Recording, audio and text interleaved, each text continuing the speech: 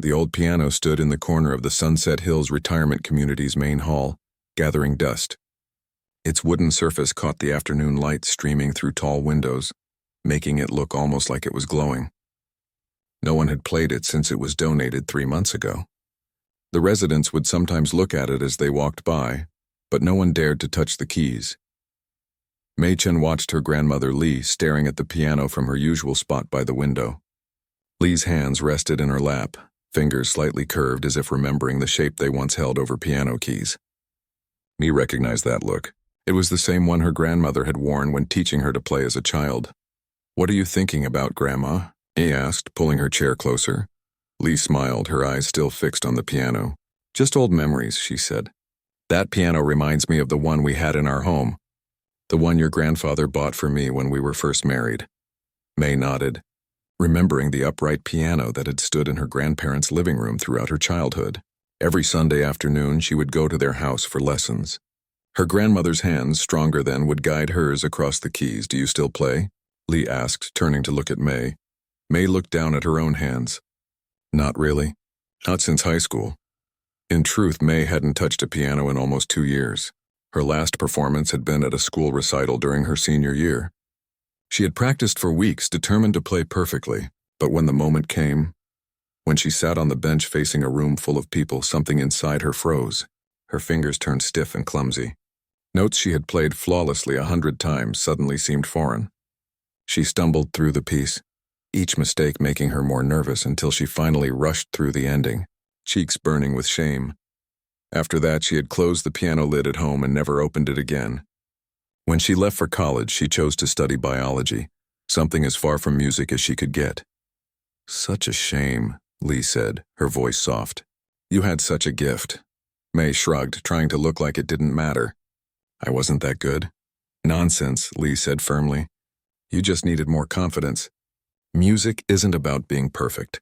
It's about feeling." Around them, the retirement home buzzed with quiet activity. A group of residents played cards at a table near the entrance. 2 elderly men were deep in a chess game in the corner opposite the piano. A nurse walked through, checking on everyone, her shoes squeaking slightly on the polished floor. "Mrs. Wilson told me they're having some kind of gathering next week," Li said, changing the subject. "A little celebration for the home's anniversary. 20 years since they opened." "That sounds nice," Mei said, relieved the conversation had moved away from pianos and music. "They're looking for people to perform, some entertainment for the residents." Li's eyes drifted back to the piano, and Mei felt a familiar knot form in her stomach. "Grandma." "No, I didn't say anything," Li protested, but her eyes twinkled with mischief. "You didn't have to. I know what you're thinking, and the answer is no. Just one song," Li pressed. "Something simple. It would mean so much to everyone here. Most of us don't get to hear live music anymore." Mei shook her head. "I can't. I told you I don't play anymore." "It's like riding a bicycle," Li insisted. "Your fingers remember even if your mind thinks it's forgotten." A memory flashed in Mei's mind. Sitting at her grandparents' piano, her small hands stretched to reach the notes while her grandmother counted the rhythm. 1, 2, 3, 1, 2, 3. The smell of ginger cookies baking in the kitchen. Her grandfather's deep laugh from the next room. "I have terrible stage fright," Mei reminded her grandmother. "Remember what happened at the recital? I practically ran off the stage." "This isn't a recital," Li said, waving her hand dismissively. "This is just a room full of old people who will be grateful for any entertainment that isn't bingo." Despite herself, Mei smiled. Her grandmother had always had a way of cutting through her excuses. "I don't even have anything prepared," she tried. Li's face lit up, sensing weakness in Mei's defenses. "What about that little song your grandfather wrote for me? You used to love playing that one." The knot in Mei's stomach tightened. Of course her grandmother would mention that song. It had been Mei's favorite when she was learning to play, a simple, sweet melody that her grandfather had composed when he and Li were first dating. According to family legend, he had written it after their 3rd date, staying up all night to get the notes just right. "I don't remember it," Mei lied. "Of course you do," Li said, seeing through her immediately. "You played it at his funeral." That was true. Somehow, through her grief, Mei had managed to play her grandfather's song one last time for him. It was the last time she had played without fear, too consumed by sadness to worry about making mistakes. "Please," Li said softly. "For me." And for him, May looked at her grandmother's face, at the fine lines around her eyes that deepened when she smiled, at the hope shining in her expression. At 84, Lee was still beautiful, though her once black hair was now completely white and her back had begun to curve slightly with age. Just one song? May asked hesitantly. Lee nodded eagerly. Just one. Something simple. And it would just be for the residents. A small thing? Very small, Lee assured her. Very casual. May took a deep breath. Okay, I'll do it. The joy that spread across Lee's face made May's anxiety seem almost worth it. Almost. You can practice here, Lee said, gesturing to the piano. Nobody ever uses it. Not now, May said quickly. I need to remember the notes first. Maybe I'll come early next time and practice a little. Lee reached out and squeezed May's hand. Thank you. This means more than you know. As they continued their visit, May tried to push away thoughts of the upcoming performance, but her eyes kept drifting to the piano, and she found herself mentally running through the notes of her grandfather's song, surprised at how clearly she remembered them. Later that evening, back in her small apartment near campus, May searched through the boxes she had never fully unpacked after moving. In the bottom of one, wrapped in an old t-shirt, she found the sheet music her grandmother had given her years ago. Her grandfather's handwriting filled the pages, the notes carefully drawn on lined paper. He had never had formal training, had taught himself to play and to write music. May sat on her bed, tracing the notes with her finger. The song wasn't complicated. She could probably still play it if she tried. But the thought of playing in front of people, even just the residents of Sunset Hills, made her palms sweat and her heart race. She set the music on her desk and tried to focus on studying for her biology exam. But her mind kept wandering back to the piano, to her promise, to her grandmother's hopeful face. The next day, between classes, May found herself in the music building on campus. She had never been inside before, had deliberately avoided it, but now she followed the sounds of practice rooms until she found an empty one with a piano. Hesitantly, she sat on the bench and placed her hands on the keys. They felt both familiar and strange, like meeting an old friend who has changed in subtle ways. She pressed a key, then another. The sound filled the small room. Slowly, May began to play her grandfather's song. Her fingers stumbled at first, finding wrong notes, forgetting the rhythm. But she kept going, and gradually the muscle memory returned. By the third attempt, she was playing more smoothly. For the rest of the week, May returned to the practice room whenever she could. Each time the song came more easily. Sometimes she closed her eyes as she played, picturing her grandfather's face, her grandmother's smile. Sometimes she imagined the residents at Sunset Hills listening, their own memories stirred by the music. By the time Sunday came around, May could play the song from memory again. It wasn't perfect, she still hit wrong notes occasionally, but it was recognizable. It was enough to fulfill her promise. As she drove to Sunset Hills for her weekly visit, May felt the familiar knot of anxiety in her stomach, but alongside it was something else. A tiny spark of excitement. Maybe her grandmother was right. Maybe music wasn't about being perfect. Maybe it was about feeling, about connection. May parked her car and walked toward the entrance of Sunset Hills, sheet music tucked into her bag just in case. Through the large windows, she could see her grandmother waiting in her usual spot. Next to her sat the piano, no longer gathering dust but polished and ready, bathed in afternoon sunlight waiting for someone to bring it to life. May sat at the small desk in her apartment. Biology textbook open before her, but her mind was elsewhere. Her grandfather's sheet music lay beside her notebooks. The handwritten notes faded but still clear after all these years. 5 days had passed since she'd promised her grandmother she would play at the Sunset Hills anniversary gathering, and anxiety gnawed at her stomach whenever she thought about it. She picked up the sheet music, running her fingers over the notes. Her grandfather had titled it Lee's Song, simple and to the point, just like him. He had never been one for fancy words or grand gestures, but the love in this melody spoke volumes. May could almost hear his voice explaining how he'd written it after walking Lee home on a starlit night, how the rhythm matched the cadence of their footsteps on the quiet street. The apartment felt too quiet, too still. May glanced at the clock, 9:30 p.m. Her roommate was out for the evening, and the biology exam she should be studying for seemed impossibly distant compared to the music calling to her from the yellowed pages. Making a sudden decision, May grabbed her keys and the sheet music. The university practice rooms would be open until midnight. Maybe playing somewhere other than her grandmother's retirement home would help calm her nerves. The campus was quiet at this hour, just a few students hurrying between buildings. The music building stood like a sanctuary, warm light spilling from its windows. Inside, May could hear muffled sounds of practice. A violin somewhere upstairs, a trumpet player running scales, someone singing an aria. She found an empty room at the end of the hall and slipped inside. The piano here was better than the one she'd been practicing on, a proper grand with keys that responded to the lightest touch. May sat on the bench and placed the sheet music on the stand, though she barely needed it anymore. She flexed her fingers and began to play. The melody came more easily now, her fingers remembering what her mind had tried to forget. The song started simply, like a conversation between two people just getting to know each other. Then it grew, becoming more complex as the relationship deepened, before returning to the simple theme at the end, a reminder of where it all began. As she played, May closed her eyes, picturing her grandfather's hands showing her how to shape each chord. He had been patient, never raising his voice when she made mistakes, always encouraging her to try again. Music isn't about getting it right the first time, he would say.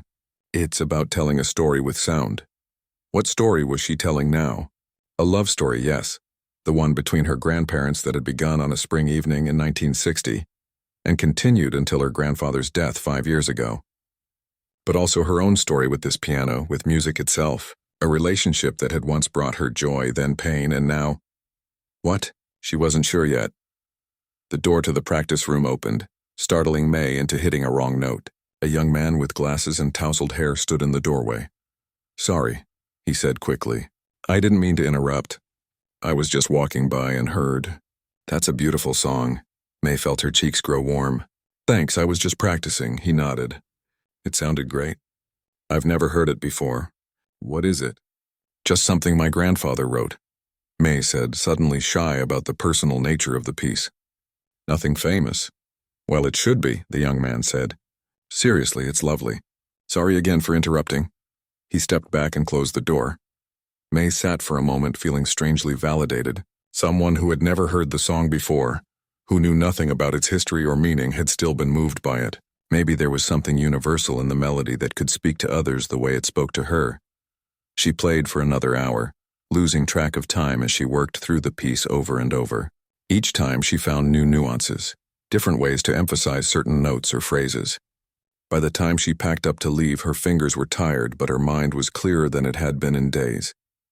The next morning, May woke early and headed back to the music building before her first class.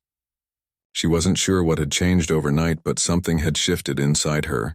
The dread she had felt about performing had transformed into something more like nervous anticipation. In the practice room, she set aside the sheet music and played from memory, letting her fingers find their own way through the familiar melody. It wasn't perfect. She still stumbled over a tricky section in the middle, but it felt honest. It felt like her. Throughout the week, May continued this new routine. Classes and study during the day, practice in the evening. Sometimes she would stay late into the night, playing until her fingers ached and her mind was quiet. Occasionally, other students would pause outside the door to listen, but she no longer minded the audience. On Wednesday, she called her grandmother. "How are you feeling about Sunday?" Lee asked immediately, always direct. "Better," May admitted. "I've been practicing a lot." "I knew you would," Lee said, and May could hear the smile in her voice. "Your grandfather always said you were a natural musician. You just needed to find your way back to it." "I don't know about that," May said. "But I'm glad I'm playing his song. It feels right." There was a pause, then Lee spoke more softly. "He would be very proud, you know." "I know," May said, throat suddenly tight. After hanging up, May sat on her bed and looked at the framed photograph on her nightstand. Her 12-year-old self sitting at the piano with her grandfather, both of them laughing at something beyond the camera. She couldn't remember what had been so funny, but she remembered the feeling of that day, the joy of making music together. Thursday brought rain, fat drops pattering against the practice room windows as May played. The room felt cozy, isolated from the world outside, a perfect bubble of sound and memory. She found herself improvising slightly, adding small flourishes to her grandfather's composition. "Would he mind?" She didn't think so. He had always encouraged creativity. The best music comes from the heart, he would tell her. Notes on a page are just the beginning. On Friday, May didn't go to the practice room. Instead, she visited Sunset Hills in the afternoon when most of the residents were at an exercise class or taking naps.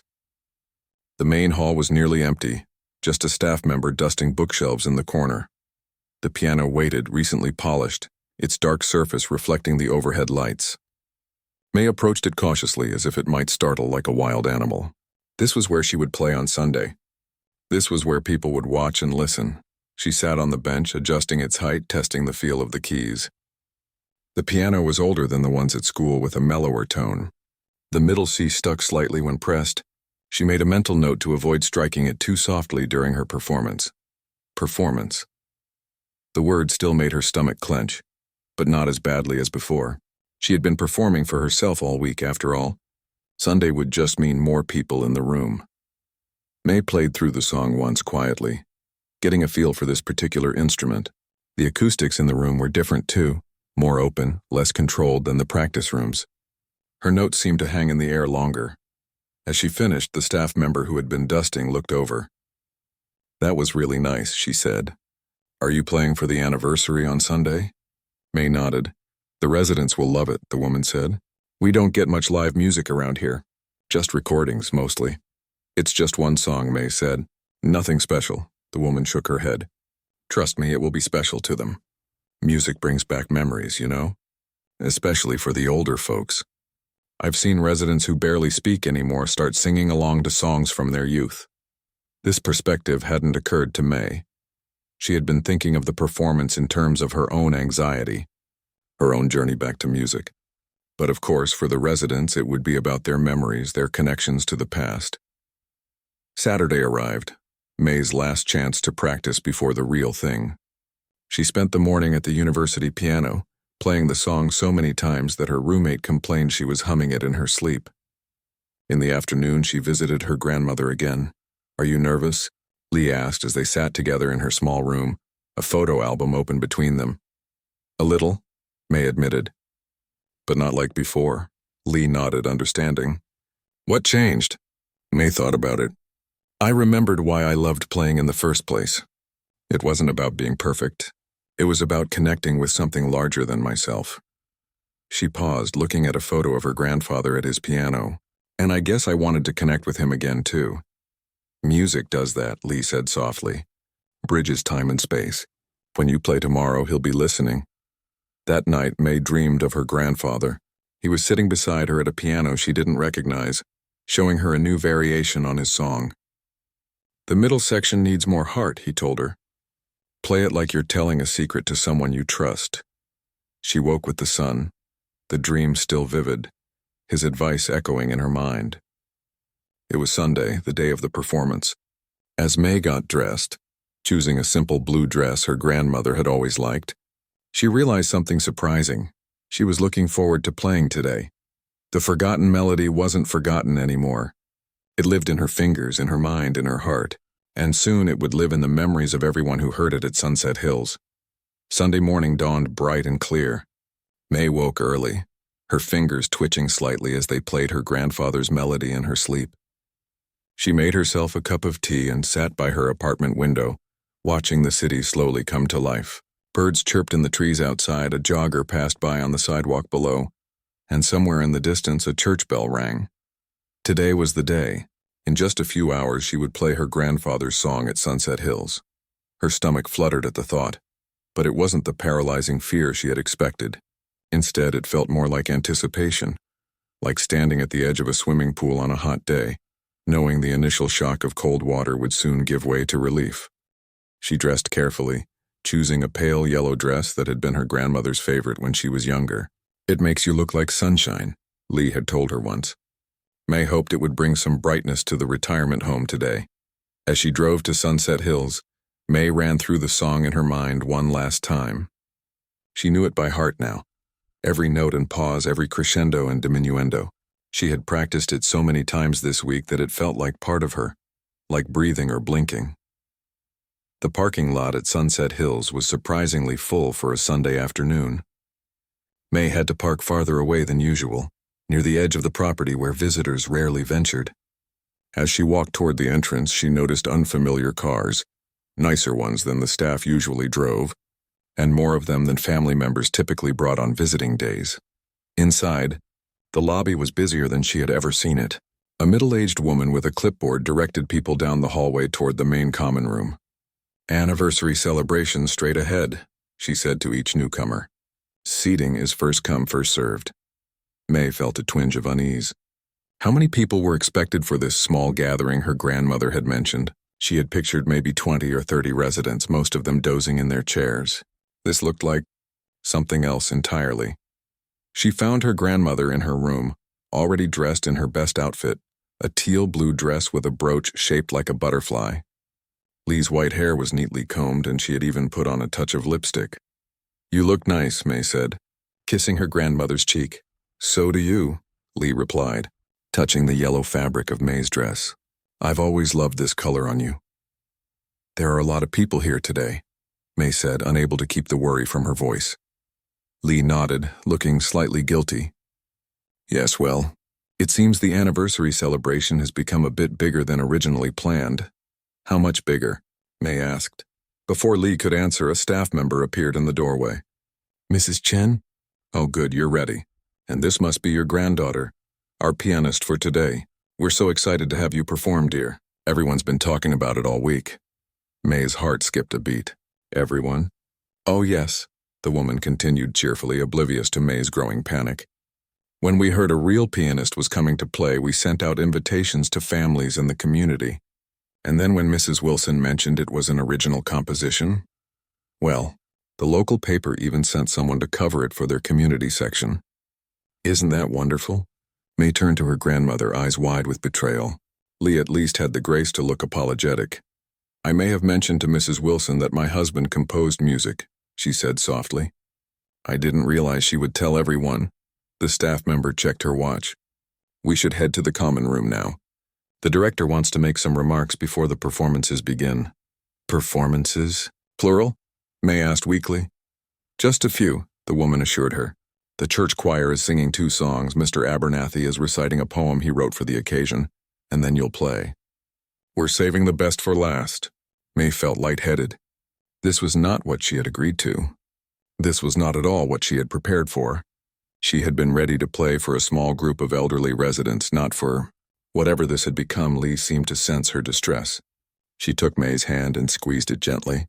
"You can do this," she said firmly. "Remember what your grandfather always said.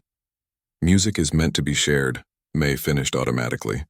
It had been one of his favorite sayings. "Exactly," Lee said. "What better way to honor him than to share his music with others?" May took a deep breath. Her grandmother was right, of course. But that didn't stop the old fear from creeping back in, cold fingers wrapping around her heart.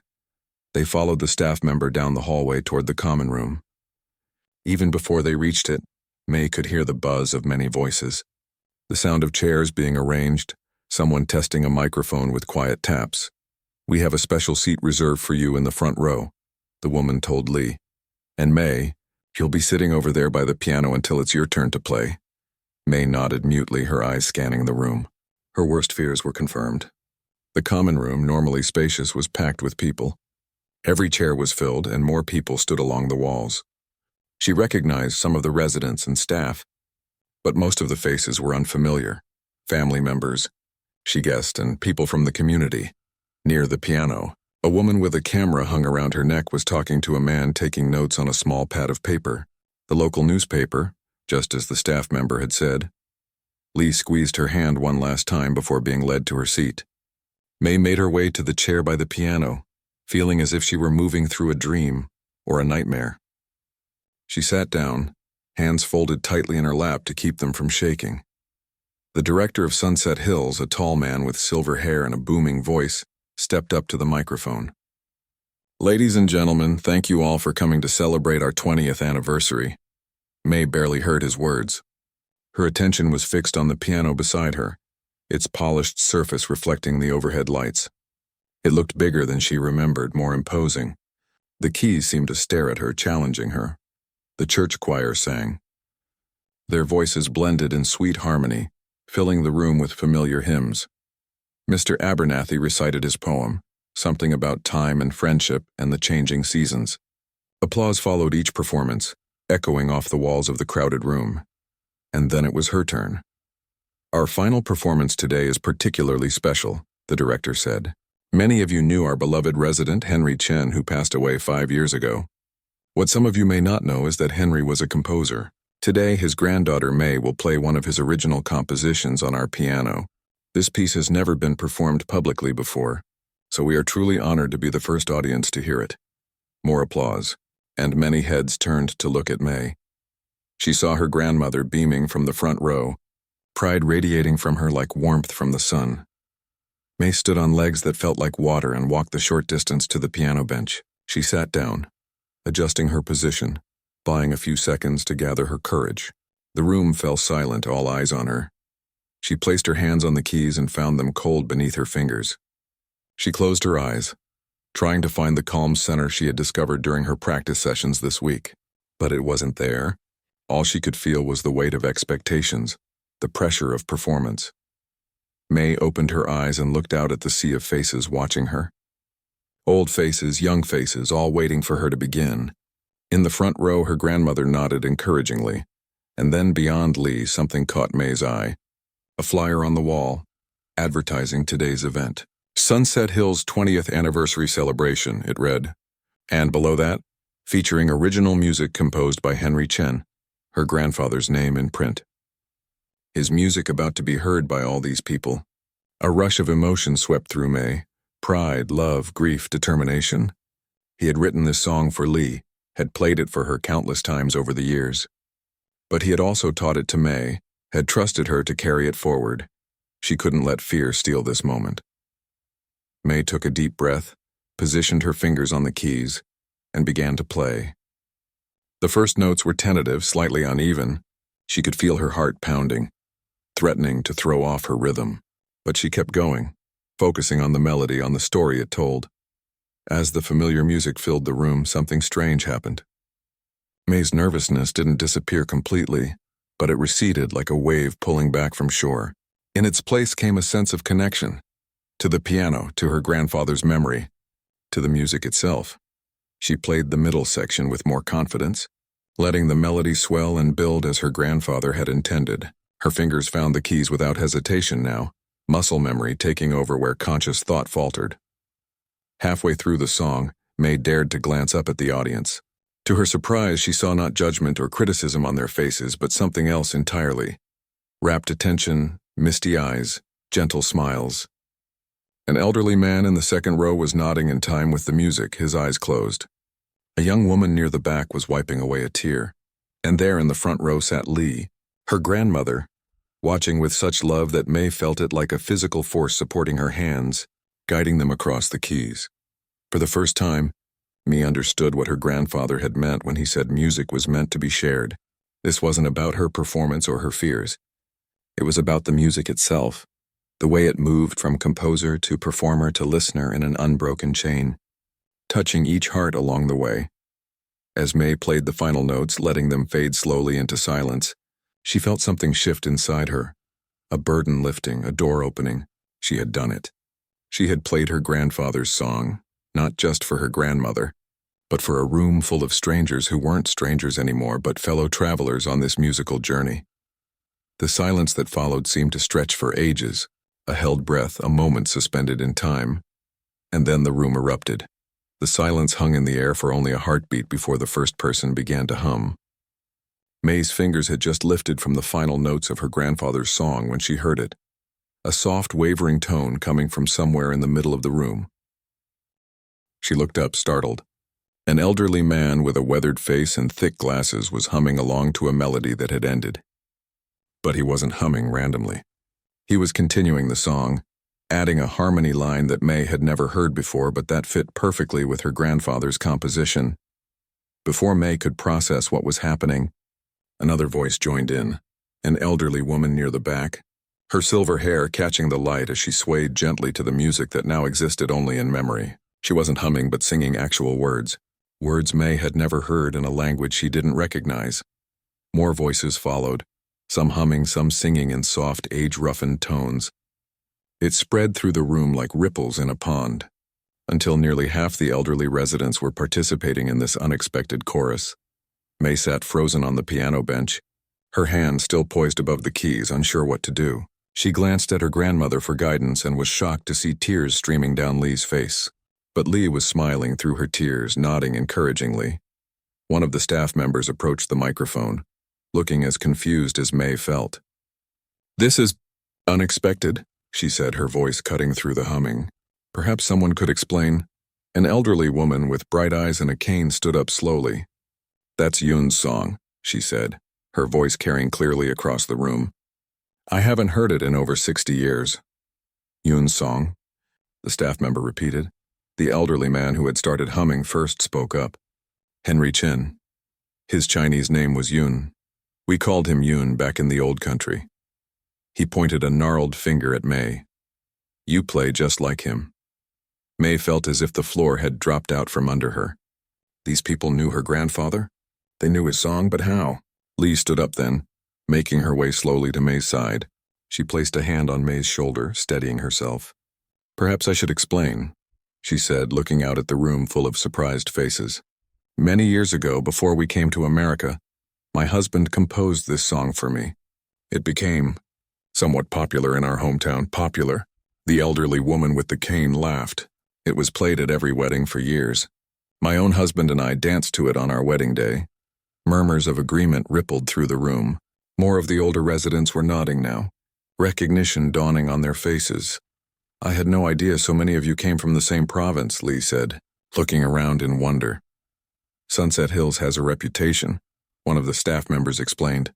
"Many Chinese immigrants choose us because we have Mandarin and Cantonese speaking staff." Word spreads in communities. May's mind was reeling. All this time, she had thought of her grandfather's composition as a private love song, a secret melody shared between two people.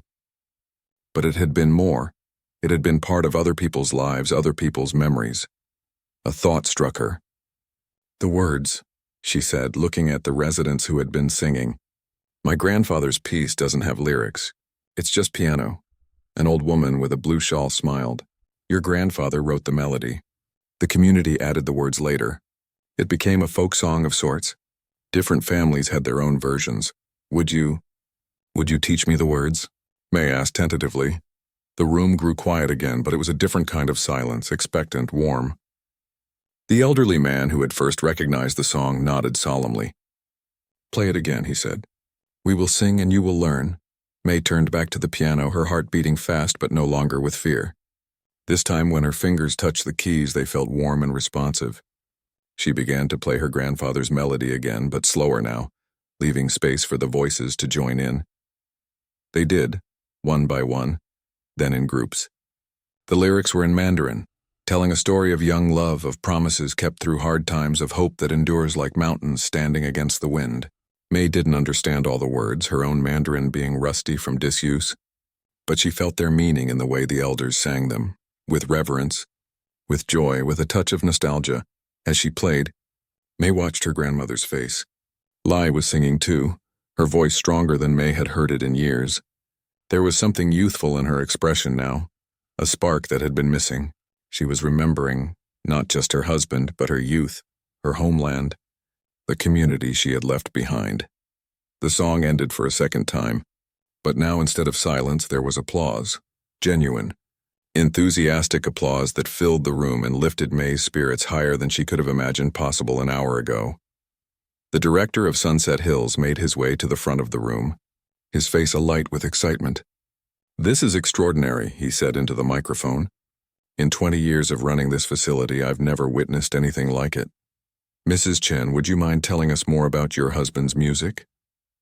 Lee stepped forward, and for the next 15 minutes, she shared stories about Henry, how he had taught himself to play piano on an old instrument with 3 broken keys, how he had composed dozens of songs but only written down a few, how music had been his way of processing everything from joy to heartbreak.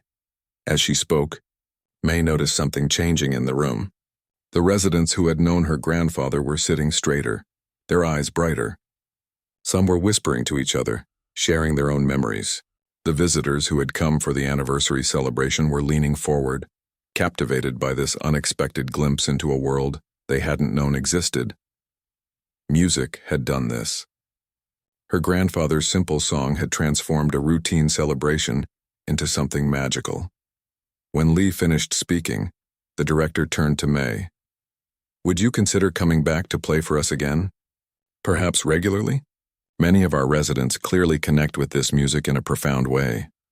May opened her mouth to say she wasn't sure, that she had school and other commitments, that she wasn't really a performer. But the words that came out surprised her. "I'd be honored," she said. The rest of the afternoon passed in a blur of conversations, cups of tea, and more stories about her grandfather. Residents May had seen dozing in corners on her previous visits were now animated, eager to share their memories of Henry Chen and his music. Several of them knew other songs he had composed, humming melodies that May had never heard before. One woman in her 90s claimed that May's grandfather had played at her engagement party. "He had magic in his fingers," she said, her own fingers twisted now with arthritis but still elegant as they moved through the air, mimicking piano keys. When he played, everyone danced. Everyone. A man who had been a music teacher before retirement offered to help May transcribe some of the melodies that had never been written down. "Your grandfather's music shouldn't be lost," he said earnestly. "It's part of our shared heritage." By the time the celebration officially ended, May's head was swimming with new information, new connections, new possibilities. As she helped her grandmother back to her room, Lee squeezed her hand. "Are you angry with me?" Lee asked, "for not telling you about the song?" May considered the question. "I was shocked," she admitted, "but not angry. How could I be? This has been—" She struggled to find the right word. "Illuminating." Lee nodded, understanding. "Your grandfather never sought recognition for his music. He said that wasn't the point. The point was connection. Between him and the piano, between the song and the listener, between the past and the present." "I think I understand that now," May said softly. Back in Lee's room, while her grandmother rested in her armchair, May noticed a small wooden box on the dresser that she hadn't seen before. It was carved with intricate patterns of flowers and birds. "What's this?" she asked, running her fingers over the smooth wood. Lee smiled. "Open it." Inside, May found dozens of folded papers, yellowed with age. She opened one carefully and gasped. It was sheet music, handwritten in her grandfather's distinctive style.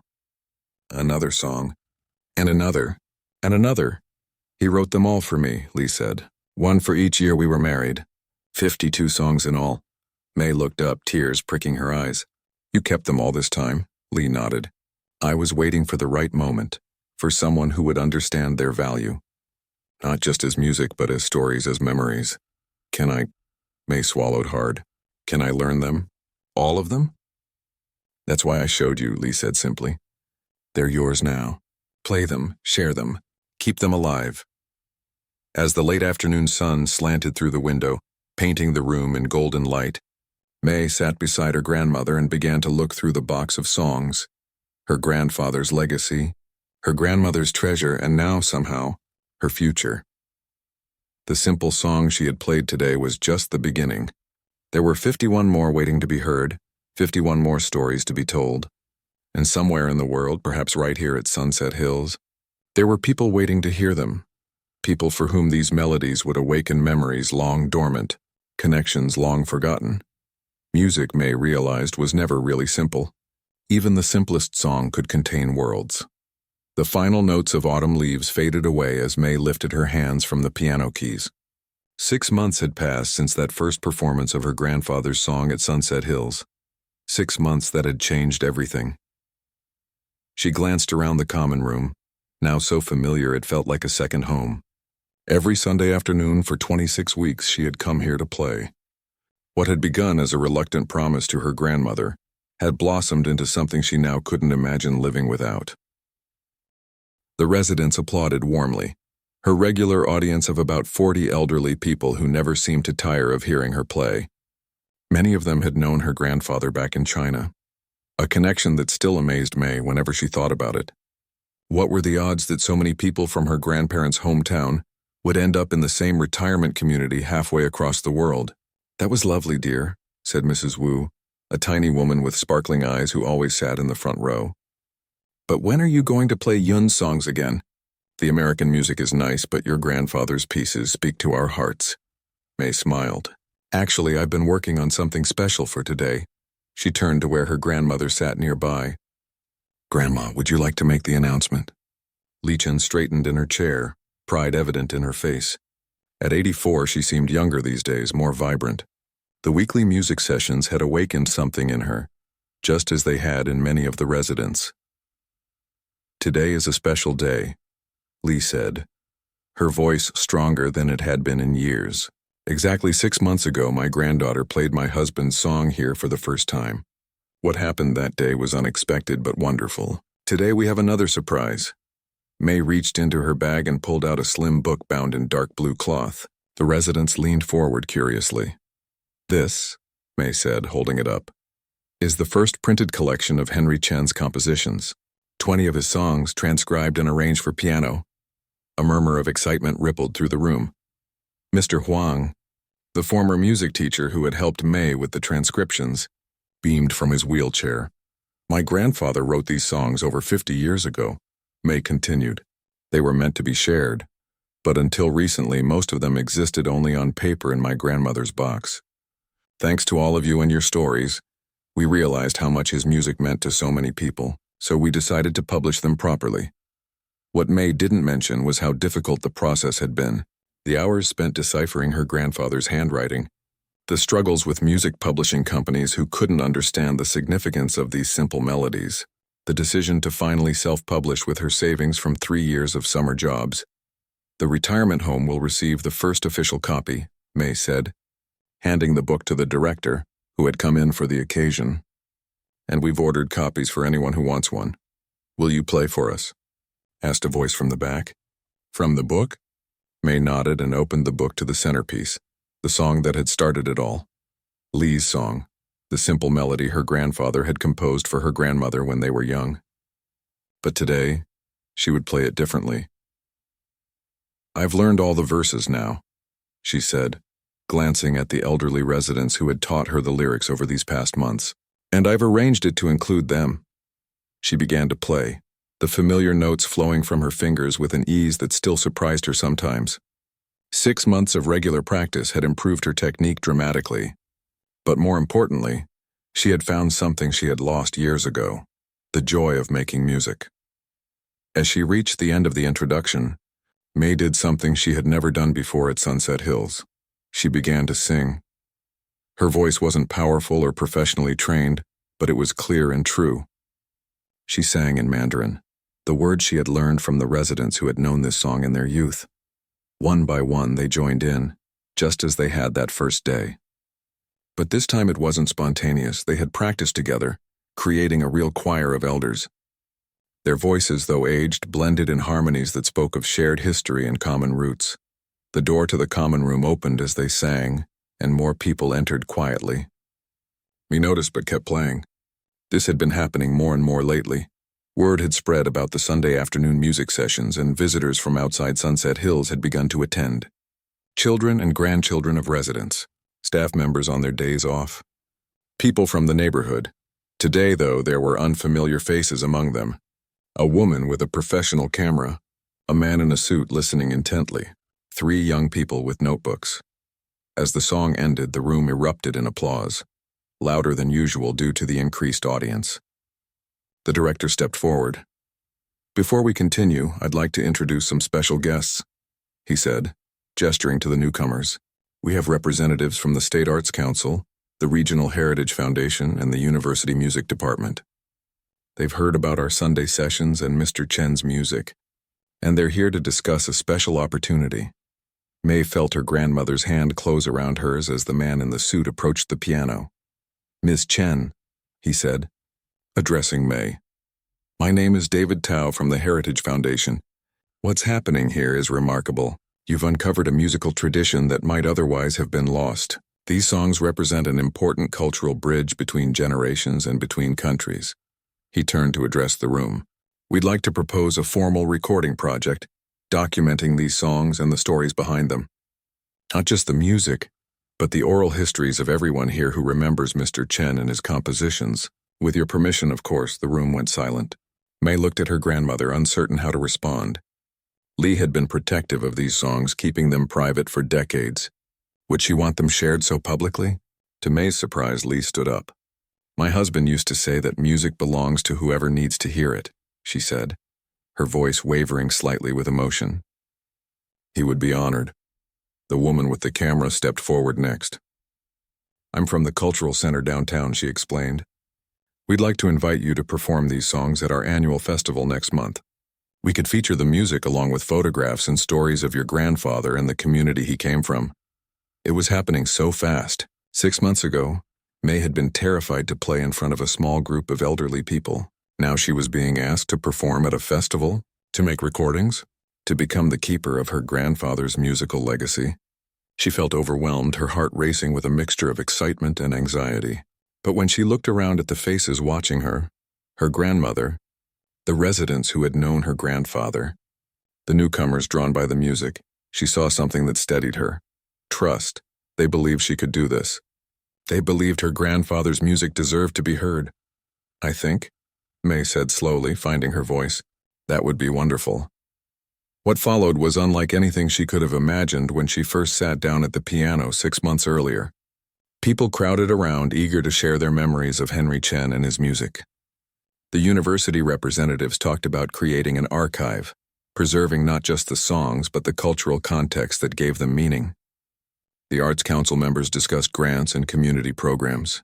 Through it all, May's grandmother sat nearby, her eyes bright with unshed tears. During a quiet moment, May slipped back to her side. "Are you okay?" she asked. Lee nodded. "Your grandfather used to dream of this. People gathering to share music, to connect through it.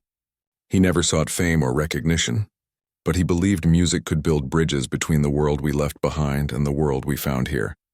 May thought about how far she had come since that first reluctant promise. From a young woman who had given up music to someone who now couldn't imagine life without it. From someone paralyzed by performance anxiety to someone about to record an album and perform at a festival. "I never properly thanked you," May said quietly to her grandmother. "For what? For pushing me to play that day. For not letting me give up on music.